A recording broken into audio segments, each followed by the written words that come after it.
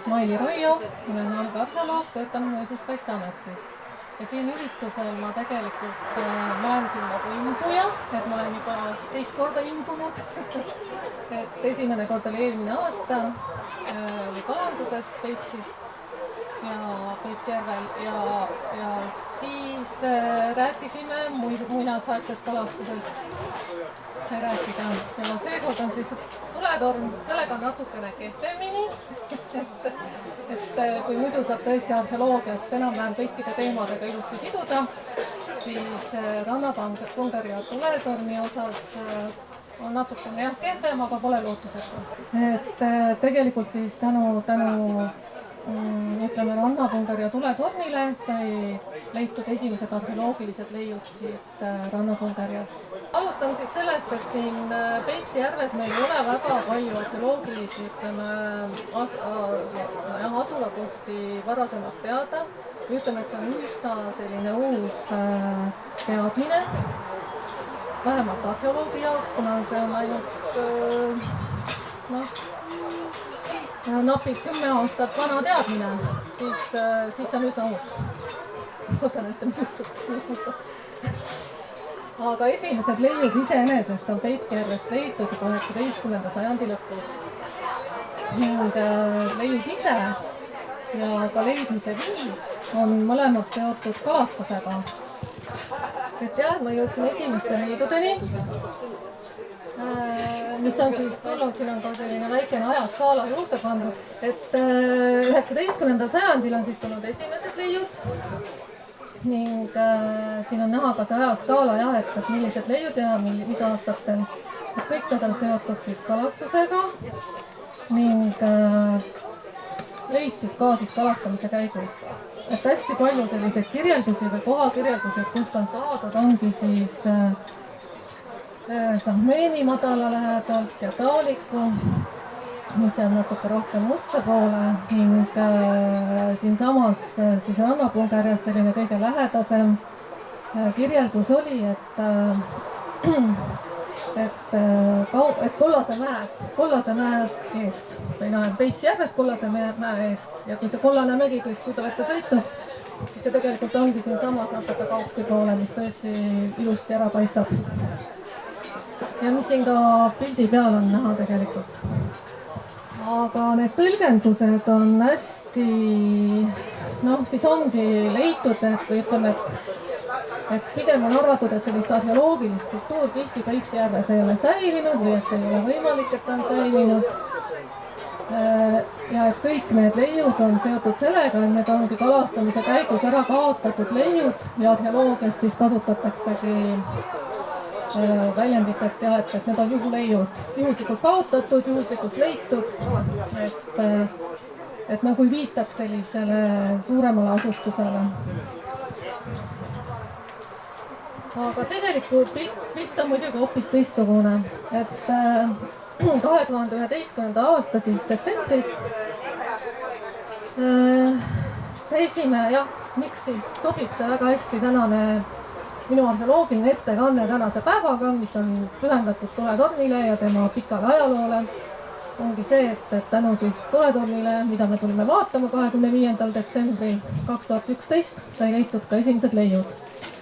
Et selline talvine päev, väga ilus, päike veel paistis ning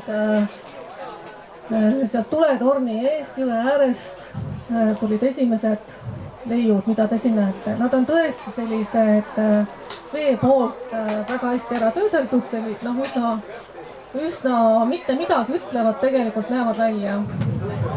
Et tegemist on siis keraamikaleidudega ning jah, et selliste esimeste leidude põhjal muidugi jah, kui selline tunne, nagu võiks olla viide siis püsiasustusele siin juba varasemast ajast, aga samas kindlasti ei saa olla 100% kindel, et selline suuremad siis leiud või jah, rohkem sellist informatsiooni on alati vaja. Ning üks teema, mis muidugi tekib selle Peipsijärvega, on see, et kuidas on võimalik, et need leiud seal järve põhjas on. et praegu need leiud, mis me leidsime, olid küll jõe ääres, aga edaspidised leiud siis tõesti on tulnud järve seest ja võib ulatuda isegi seal 300-500 meetri kaugusele järve kaldast need kohad. Ning ühelt poolt on siis need leiud siin rannapungeriast või ütleme edasised leiud, suurem osa neist on leitud tänu sellele, et on toimunud siis jõe suudmes süvendustööd ja need on olnud nii suuremahulised,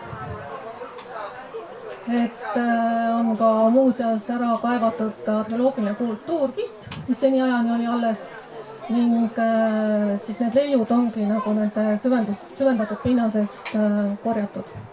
Ning teine on siis muidugi see, et ka erosiooniga lihtsalt erodeeruvad vaikselt välja. Ja ma olen siin võtnud 2 sellist näidet slaididele, et üks on tõesti võetud siis Läänemere lõunaosast, kus on näidatud, et erosiooni, sellise tavapärase erosiooni tulemusena, et kuidas need leiud siis paljanduvad ja kuidas, ja kuidas veetase tõuseb ja erosioon toimima hakkab. Et Peipsi järv on samamoodi siis, või ütleme, et Peipsi järv on muutunud, et tema veetase on muutunud päris mitmeid kordi. Et kui me räägime kõige varasematest leidudest, mis on umbes 7000 aastat enne Kristust pärit, siis ka siis me räägime ikkagi mitme tuhande aastasest sellisest asustuse ajaloost, mis on väga-väga pikk periood. Ning selle aja jooksul on Peipsi veetase korduvalt muutunud, et ta on tõusnud ja ta on langenud. Ning see, et osad leiud on tulnud siis süvendamise käigus ja teine osa on tulnud siis sellise loomuliku loodusliku protsessi tulemusena ehk siis erosiooni tulemusena. Ja mul on kõrvale pandud siia näide siis järve asulatest, et üks võimalus on tõesti see, et veekogu, veepind siis muudab oma suurust, aga teine võimalus on see, et ütleme siis kiviajal või ka hilisematel perioodidel ongi majad ehitatud vee kohale, et neid nimetatakse siis vaiehitisteks, et millised siin, ja selliseid on kasutatud ka kaldavööndites näiteks, et kus aeg-ajalt vesi tõuseb, aeg-ajalt jälle alaneb, aga siis majad on ehitatud vaiede peale. Aga millised muidugi siin Peipsi järves need majad olid või et kas oli ka selliseid vaiehitisi, et seda me loomulikult ei tea, aga need on lihtsalt siia silme ette pandud. Siis siin on näha rannapunger ja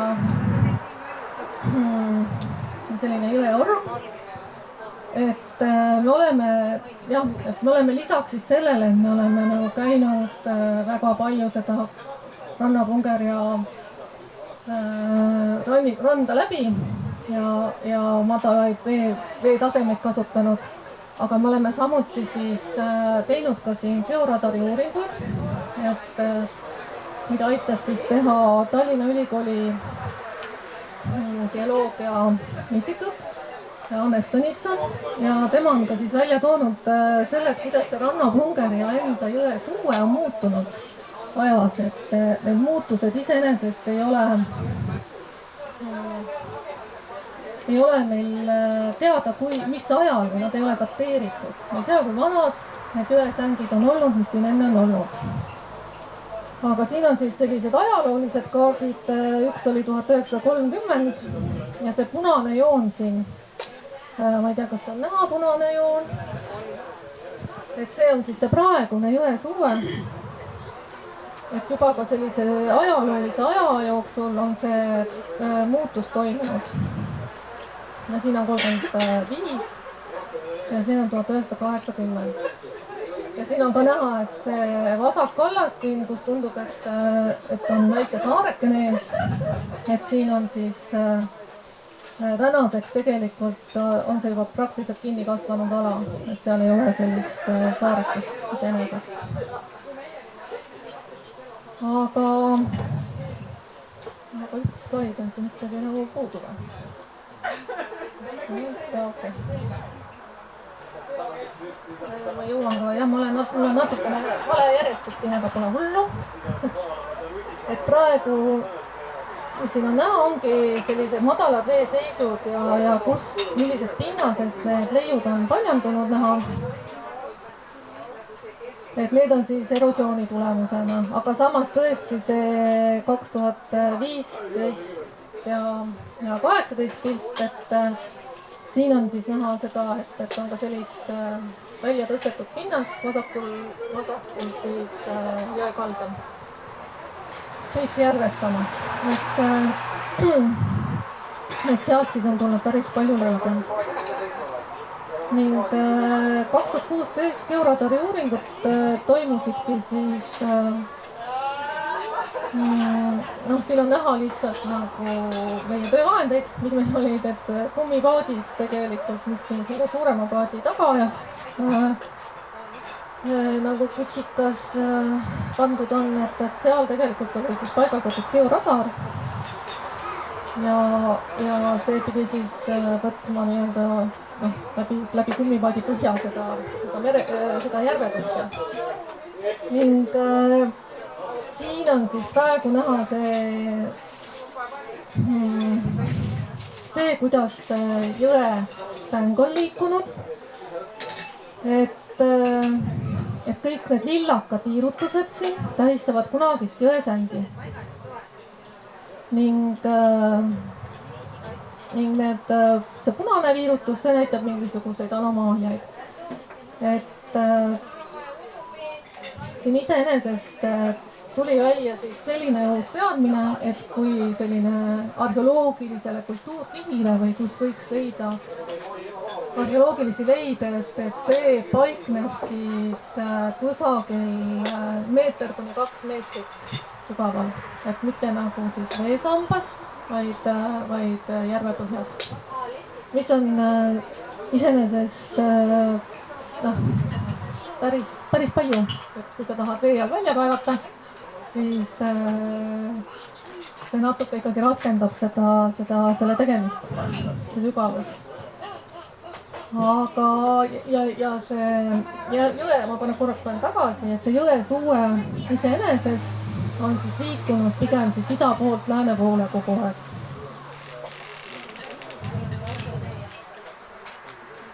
Siis leiud, et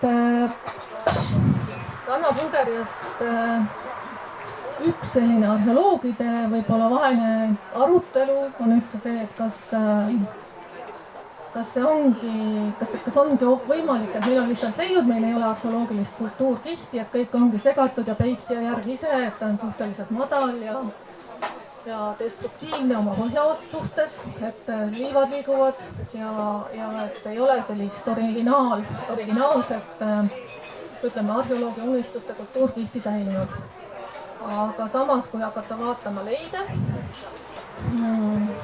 siis ja teades, mis vesi ja liiv teevad selliste orgaaniliste materjalidega või kui meil on ka näiteks keraamika, mis ongi tehtud savist ja sellisest hästi suurest orgaanilisest visandist, siis need praktiliselt hävivad, kui nad on lainete ja liiva käes. Et me oleme ise nagu ka, et sa võtad selle väikese tüki üles ja ta pudeneb sul tegelikult ära, et ta on nagu nii pude.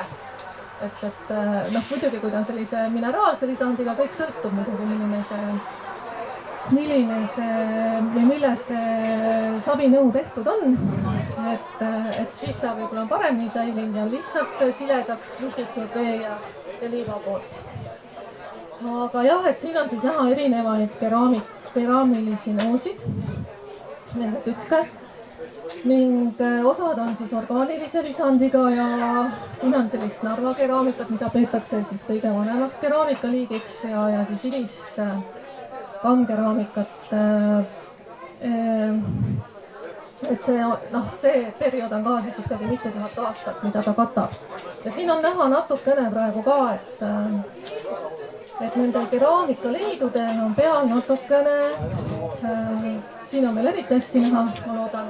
Et siin on näha tegelikult seda põlenud kihti, keraamikakillu poti, ütleme siis savipoti sees. et sisemiselt küljel, et mis võib olla siis selline põhja kõrgenud toit ja muu selline. Et selline kiht iseenesest ei säili kindlasti, kui ta oleks kogu aeg seal Peipsi järve põhjas liikunud või liikumises olnud. Ja siis veel leidudest. Et siin on siis näha mets- ja kihvaplaadist ripats, mis on väga ilus ja väga haruldane. Et tegelikult Eesti siis arheoloogilises materjalis minu teada meil ei ole sellist leidu. Siin on veel paar arheoloogi, kes võivad minuga vaielda. Aga sellist, jah, et sellist leidu meil otseselt minu teada ei ole. Et kahju on või? Tamulast kindlasti on muidugi. Aga ma ei arva. Kas sa arvad või sa tead? Ma päris kindlasti tean. Okei, seda tuleb siis üle vaadata, aga jah. No, võib-olla tõesti Tamulast, aga ma ei ole kohal nagu.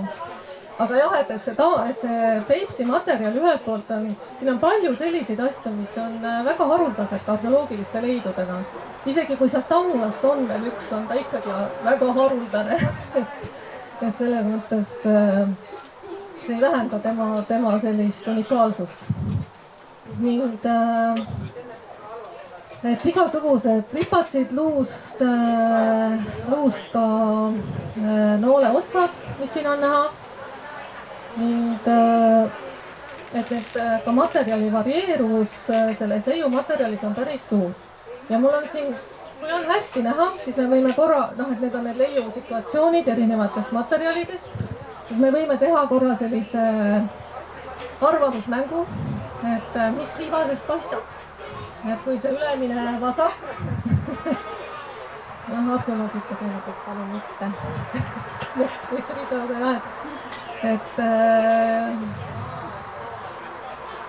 kuidas? Lõkkease. Lõkkease. Et ma ei tea, kas ma hiirega saan siin näidata. Kui ma olen hiirega, kas hiirt on näha? Et see asi, see siin. Ta on auguline ja kui sa hakkad vaatama, siis seal et see on nagu ornament peal, et tegelikult see on ka potikild. Ja need on need nagu jah, et just, et see, kuidas ta siis on nagu välja erodeerunud, milline see pinnas seal ümber on. Et sellisena siis teda seal ära tunda, siis võtame selle pildi siin.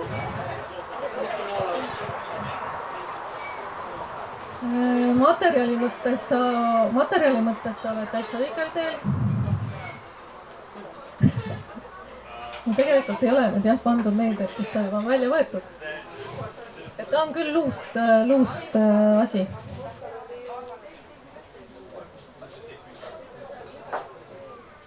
Tegelikult ega ta ei ole konkreetne asi, nii et selles mõttes ma ei hakka väga pikalt kiusama. Et sel ajal on hästi palju olnud selliseid luust, või ta ikkagi on nagu konkreetne ese, aga ta kindlasti ei ole midagi, mis nagu tänava inimestele midagi ütleks. Et ta on nagu väga ilusasti lihvitud luust ese, millel on viltune selline ots. No seal olid nagu kuidas? Lõikamiseks nagu või? Ta ei ole nagu lõikamiseks, et ta on, selle puhul on ka nagu olnud selliseid erinevaid arvamusi, et täpselt, et siin kõlas kas naha või siis, mis see teine oli? Või puidu, jah. Puukoore. Ja, et puukoore eemaldamiseks on kasutatud, et see on ka selline, ta võiski olla ka mitmeotstarbeline, et aga jah, sellise viltuse otsaga. No kunagi arvati, et jää lõhkumiseks ka jah, aga seda kahtlustan, jah, et ta on nagu liiga... Nad just ei tahtnud rummi sisse kuulda. Ilmselt ei tahtnud. Erineva suurusega. Iseenesest, kui arheoloogilist kirjandust lugeda, siis Eestis praegu kasutatakse 45-kraadise nurgaga tööriist või mõttes nii. Et kald või kaldnurgaga. Nii, aga see... Mingi korp. See valge seal, jah? Tegelikult ma mõtlen seda valget, jah. ma nagu annan väga selgeid vihjeid. Hammas või? See on tegelikult kvartsitükk, et ei ole, ta on kvarts, et tulekivi tuleb pilt eraldi siin, et tulekivi iseenesest on siin ka päris palju leitud, aga kvartsi on üsna vähe, et ja ei ole selliseid, mille kohta saaks öelda, et väga ilus kvartsist tööriist näiteks, aga noh, ikka midagi on. Aga siin, mis see viimane meil on? Keskel tume või? Ikka see tume praegu jah, ma teen nagu ringi selle nooluga siin.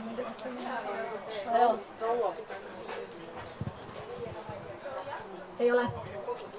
Mingi potitükk siis? Kuidas? Potitükk? Ei ole. Igal inimesel on. Inimene luutükk jah? Inimese luutükk. Jah, võin täpsustada, just, et see on koljutükk, just. Et see on ka siis selliseid noh ongi, et siin ei ole ainult siis jah, et on nagu elatud, vaid siia on ka oma surnud ikkagi maetud, et neid inimluid on, see ei ole ainuke inimluu, neid on päris palju siit tulnud ja mõni on neist, noh ühe näiteks me leidsimegi niimoodi, et noh oligi põlvini vesi ja siis oli pere ujus koos koeraga ja lastega ja siis et enam-vähem jooksin koeraga võidu, ütleme niimoodi et seda koljut siis sealt noh, et see ikka koera kätte ei satuks kuidagi, aga võib-olla see koer lihtsalt tuli ka lähemale sellepärast, et ta vaatas, et mida me vaatame seal, et see on ka alati, et nad on väga uudishimulikud. Aga siin on siis erinevad tulekivist, erinev tulekivi ja erinevad siis kas need on koha pealt leitud? Vabandust, panen tagasi. Need on siit kõik, mis siin praegu on, need pildid, on siit samast rannapungeri alt. Et tegelikult muidugi see Peipsi äär on tänaseks kaetud kaugemale või noh, et me oleme käinud ja kõndinud siin hästi palju. Et ma olen küll allveearheoloog, aga see on siis olnud see, kus ma olen otsinud seda madalat veeseisu või siis põlvini vees ja siis nagu ma ei tea, no ütleme merelinnud kalastavad, et läbi lainete näed viksatamas midagi, et silm harjub ära. Et jah, et erinevad olukorrad ja ütleme sellist asustust on nähagi või noh, et siinpool on seda erosiooni rohkem, mida rohkem allapoole minna ja sinna Muste ja Omedu kanti, siis seal seda erosiooni nii tugevalt ei ole, aga nad mingil määral ikkagi. Et seal on rohkem roostikku, mis nagu noh, kaitseb tegelikult siis ka erosiooni eest Peipsi kaldaid. Ning need leiud siin on jah kõik siis rannapungeri alt ja eelmised olukorrad olid ka ainult see koljutükk on siin tegelikult siis Raadna alt, mis ei ole ka siit kaugel. Ning natukene veel siis lihtsalt näidata, kui mitmekesine see on ja harukordne materjal, et siin on siis veel lihvimiskivi, see vasakul, mis on terviklik, et meil on küll arheoloogilises materjalis päris palju lihvimiskive leitud või noh, ma ei saa öelda päris palju, aga nad ei ole terviklikud. Et siin on väike, noh, ta on kopaga välja tõstetud, see ongi siit sellest rannapungeri siis väljasõidukanalist tulnud. Sellest pinnasest ja tõenäoliselt selle kopaga väljatõstmise käigus siis on ta natukene kannatada saanud, aga sisuliselt on ta tervik ise. Ning siia juurde ma olen siis pannud ühe võrguraskuse, mis on ka kivist.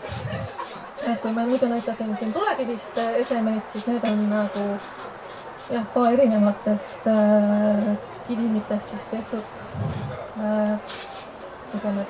Et võrguraskus sellisel kujul, noh, ma ütlen ka, et me oleme väga palju savist põrguraskusi leidnud ja kasetohususse mässitud kive leidnud ja nii edasi ilusa ringmähisega. Aga sellist, mis tundub suhteliselt nagu, ega ta väga ilus ei ole, nii et ta ei ole selline sümmeetriline kuidagi või noh, et ta on üsna selline, noh, et ilus auk on tehtud sisse. et sellist väga palju ei ole. siis on veel paar pilti. et siin võib ka teha pakkumisi. et see vasakpoolne on siis, see on ka uus. kas sa vaatad praegu vasakpoolset või parempoolset? vasakpoolne ei ole. ma näitaks praegu muidugi parempoolse ette. parempoolne on tegelikult veelinnukujuline luunõel ja see on ka kahjuks katki natukene. et see ongi, noh, et ta kindlasti oli terve mingi hetk, aga jah, et kui meie ta leidsime, siis ta oli juba natukene kannatada saanud. kuidas? aga see teine on looleots. aga aitäh, et kui teil on küsimusi, siis ja järgmine aasta ma rääkisin alguses, et ma olen siin üritusel imbuja. aga nüüd ma olen 2 aastat imbunud ja järgmine aasta peaksime saama rohkem arheoloogia teemasi ettekandeid siin. et on vilja kandnud. loodetavasti siis. tohib üks küsimus. 60 aastat tagasi räägiti meile koolis palju sellest, kuidas Paškak Aleksandr Nevski jäälahingus tuhandete viisi rüütleid ära tappis. ja et kuidas praegu teaduse seis selles suhtes on, ma tean, et seda on otsitud, aga ei ole nagu leitud kõiki neid tonne raudrüüsid. ja seda peaks päris palju olema ja me oleme nähtavasti kõik lugenud seda raamatut, mis on Peipsi saladuste järel või noh, ühesõnaga, kus Vene ajal käidi otsimas jäälahingu siis asukohta. ja ma arvan, et noh, ütleme niimoodi, et seal on nii palju erinevaid seisukohti ja minul isiklik seisukoht puudub. aga jah, et üks on ka see, et seda sündmust üldse ei toimunud näiteks. aga samas, et kui toimus, siis on ka need toimumiskohad päris mitmes kohas. aga otseselt praegu otsitud ei ole, ma tean, et on nagu väga suur huvi olnud nagu Läti ja Vene sukeldujatel, kes vahepeal siia kangesti tahtsid tulla. aga ma ei tea, et see oleks nagu toimunud lõpuks üritus. aga niimoodi ajaloolased, arheoloogid Eestis, Eesti enda omad ei ole otsinud. vot, aitäh. suur tänu ja kelle naine kingib siin? no Maile ei ole meil mitte esimest korda siin. ma just rääkisin. ja terve talv läbi me oleme siin atra seadnud ja tegelikult eks järgmiseks suveks vist tuleb üks suurem tegemine, nii et ühine tegemine. aga tänu. Adraga lähevad randa.